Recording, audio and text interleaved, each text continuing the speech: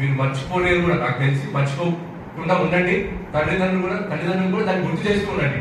మీరు కష్టపడ్డారు కాబట్టి సక్సెస్ వచ్చిందనేది, ఎప్పుడు ఆ విజయం వచ్చిందనేది మీరు గుర్తుపెట్టుకుంటే మీరు కష్టకాలంలో ఉన్న ప్రతిసారి కూడా ఈ ఇన్స్పిరేషన్ అనేది తోడవుతుంది. దయచేసి మీ టీచర్స్ని కూడా మర్చిపోకండి. ఆ టీచర్స్ ఎవరైతే ఉన్నారో వాళ్ళ గురించి మీరు ఆలోచించుకుంటుంటే ఖచ్చితంగా పరికరం ఎమిలీ మ్యామ్ అని నాకు బయాలజీ చెప్పారు, ఆవిడ ఇంగ్లీష్ కూడా నేర్పించారు నాకు. ఎప్పుడైనా సరే నాకు ఏదైనా డౌట్ వచ్చినప్పుడు, అంటే సెల్ఫ్ డౌట్ వచ్చినప్పుడు ఖచ్చితంగా మ్యామ్కి ఒకసారి ఫోన్ చేయడము, నేను కలవడం అలా చేస్తుంటే ఖచ్చితంగా మనకు అది ఇన్స్పిరేషన్గా ఉంటుంది. అంటే మన చిన్ననాటి ఏవైతే ప్యూర్ హార్ట్ ఉంటుందో అది ఖచ్చితంగా పెద్ద అయిన తర్వాత కూడా అలానే పెట్టుకోవడానికి కారణం ఎవరు ఉంటారంటే మన టీచర్లో ఉంటారు. దయచేసి మీకు తోడ్పడిన టీచర్స్ని కానీ మీ స్కూల్ని కానీ ఎప్పుడు మర్చిపోకుండా గ్రౌండెడ్గా ఉంటారని నేను అనుకుంటున్నాను. ఎందుకంటే సక్సెస్ చేసింది నాకు తిరుగులేదు, నేను ఇంటర్మీడియట్ మొత్తం కెరీర్లో బాగా అయిపోతాననే ఆలోచన అయితే వద్దు. 10th క్లాస్లో పాస్ అయినంత మాత్రం ఫ్యూచర్ అంతా కూడా సక్సెస్ఫుల్గా ఉంటుందని కూడా చెప్పలేదు. సో ఖచ్చితంగా గ్రౌండెడ్గా ఉంటూ అక్కడ నుంచి వచ్చిన ఈ హార్డ్ వర్క్ నుంచి వచ్చిన రిజల్ట్ని ఎంజాయ్ చేస్తూనే ఫ్యూచర్ యాక్షన్ ప్లాన్ కూడా వేసుకొని కష్టపడితేనే రిజల్ట్ వస్తుందనే ఆలోచన మాత్రం మర్చిపోకండి. కష్టపడి ప్లాన్ వేలో కష్టపడితే ఖచ్చితంగా కూడా సక్సెస్ వస్తుంది. ఆ ఆలోచనని మాత్రం ఎప్పుడు మర్చిపోకుండా మీ తల్లిదండ్రుల కష్టాన్ని, మీ టీచర్స్ యొక్క ఇన్స్పిరేషన్ ఎప్పుడు గుర్తుపెట్టుకుంటే లైఫ్లో ఖచ్చితంగా విజయం సాధిస్తారు. I wish you all the best in what ever career you choose. అది వెరీ వెరీ ఇంపార్టెంట్. అమ్మ చెప్పారనో నాన్న చెప్పారనో నాకు పక్కింటి అన్న ఈ జాబ్కి వెళ్ళాలి కాబట్టి నేను కూడా అదే చేస్తాను అలా దూరంలో వెళ్ళకండి. మీ క్లారిటీగా ఇది చేయాలని ఉంది అని మీరు ఈ హాలిడేస్ ఏదైతే ఉన్నాయో 15-20 డేస్లో మీరు ఆలోచించుకోండి. ఫ్యూచర్ ఎలా ఉండాలి, నేను ఏమవ్వాలని అనుకున్నాను. స్క్రాప్ బుక్స్లో మీరు రాసుకుంటారు. స్క్రాప్ బుక్స్ ఉన్నాయి ఇప్పుడు మీ ఫ్రెండ్స్తో మీరు రాయించుకుంటారు కదా, బయోగ్రఫీస్ అని, నేను ఇదవుతానని రాసుకుంటాను కదా. సో అది రాసేటప్పుడు ఒకసారి క్లియర్ కట్గా ఆలోచించి నేను డాక్టర్ అవుతాను అనుకుంటే క్లారిటీగా అందరితో మాట్లాడి డాక్టర్ అవ్వాలంటే ఏమవ్వాలి, ఎలా చదవాలి, ఏంటి అనేది క్లియర్ కట్గా ఆలోచించి ఒక నిర్ణయానికి రండి. ఆ నిర్ణయానికి వచ్చిన తర్వాత దానికి కట్టుబడి ఉండాలి. సో మేబీ ఇప్పుడే కాకపోయినా ఇంటర్మీడియట్ లెవెల్ అయినా సరే మీరు ఆలోచించినప్పుడు మీరు ఏమవ్వాలనుకున్నారో క్లియర్గా గోల్ పెట్టుకుంటే ఖచ్చితంగా దాని వైపు మీరు నడిచేదానికి అవకాశం ఉంటుంది. అంతే తప్ప 2-3 డైరెక్షన్స్లో నేను వెళ్తానని మాత్రం ఇప్పుడు అనుకోకండి. ఓకే, సో దాని మధ్యలో మీరు సక్సెస్ ఫెయిల్ అయితే ఇంకో దానికి వెళ్ళడానికి అవకాశం ఉంటుందేమో కానీ, బట్ ఇనిషియల్గా మీరు పెట్టుకోవాల్సిన థాట్ ప్రాసెస్ ఎప్పుడు కూడా నేను పలానా డాక్టర్ అవ్వాలనుకుంటే డాక్టర్ అవ్వడానికి కావాల్సింది ఏంటి, ఎలా చదవాలి, ఏంటి అనేది క్లియర్గా గోల్ పెట్టుకోవాలి. సో క్లారిటీ ఆఫ్ థాట్ అనేది చాలా చాలా ఇంపార్టెంట్. అండ్ ముఖ్యంగా ఈ కాలంలో ఇన్ఫర్మేషన్ టెక్నాలజీ, మొబైల్ ఫోన్స్ అందరి దగ్గర ఉన్నాయి. దాన్ని ప్రాపర్ వేలో యూజ్ చేసుకోండి. ఇన్ఫర్మేషన్కి కొదవలేదు. అచీవర్స్తో మాట్లాడడానికి, టాపర్స్తో మాట్లాడడానికి, సీనియర్స్తో మాట్లాడడానికి మీకు ఏమి అడ్డంకులు ఉండవు. వాళ్ళందరితో మాట్లాడి ఇంట్రాక్ట్ అయిన తర్వాత అక్కడ నుంచి వచ్చిన సమాచారాన్ని మీరు ఆలోచించి ఒక నిర్ణయానికి రావాలి.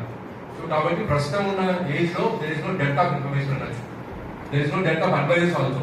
టాపర్స్ ఎవరైనా మంచి డాక్టర్ మీ ఊళ్ళో నుంచి వచ్చింటే అతనితో మాట్లాడి మీరు ఒక సమాచారం తెలుసుకోవచ్చు. సో ఈ విధంగా సమాచారానికి కొదవలేదు, టెక్నాలజీకి కొదవలేదు. మీరు కొదవంతా ఏంటంటే clarity of mind and clarity of purpose. అది కానీ ఖచ్చితంగా పెట్టుకోగలిగితే జీవితంలో ఖచ్చితంగా మనం సక్సెస్ సాధిస్తాము.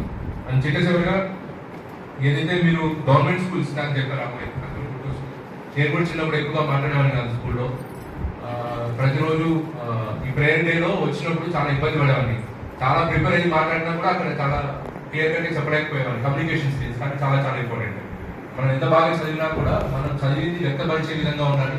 మనకు వచ్చింది తక్కువైనా సరే, ఏదైతే కమ్యూనికేషన్ స్కిల్స్ ఇంగ్లీషే కాదు, తెలుగులో అయినా, హిందీ అయినా, ఏ లాంగ్వేజ్ అయినా సరే, మనకు తెలిసింది కొంచెమైనా సరే దాన్ని క్లియర్ కట్గా కమ్యూనికేట్ చేయడం, ఎదుటి వాళ్ళతో మాట్లాడడం అనేది చాలా చాలా ఇంపార్టెంట్ ఈ ఏజ్లో. సో ఆ మాట్లాడడం అనేది మీరు అమ్మ నాన్నతో మాట్లాడవచ్చు, చుట్టుపక్కల వాళ్ళతో మాట్లాడవచ్చు. ఆ మాటల్లోనే మీరు మీ కమ్యూనికేషన్ స్కిల్స్ని కూడా పెంచుకోవాలి. కమ్యూనికేషన్ స్కిల్స్ అంటే ముందుగా కావాల్సింది కాన్ఫిడెన్స్, ధైర్యం. మనం తక్కువ కాదు, మనకు కొంత సమాచారం వచ్చు, మనం తక్కువ చేసుకుంటే మనం ఎదుటి వాళ్ళతో మాట్లాడాలి.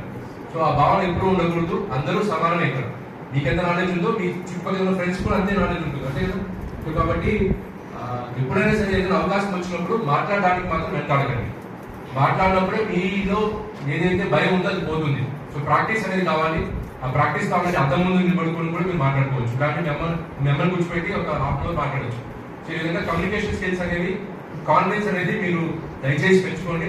ఎందుకంటే నాకు తెలుసు, బాగా చదువుతున్న ఒక ఫ్రెండ్ నాకు, అతను డిస్ట్రిక్ట్ టాపర్, ఇప్పుడు 10th క్లాస్, కడప జిల్లాకి టాపర్. అతను, నేను సిబిఎస్ఈ టాపర్. అతను నా కాలేజీలో చేరాడు ఇంటర్మీడియట్.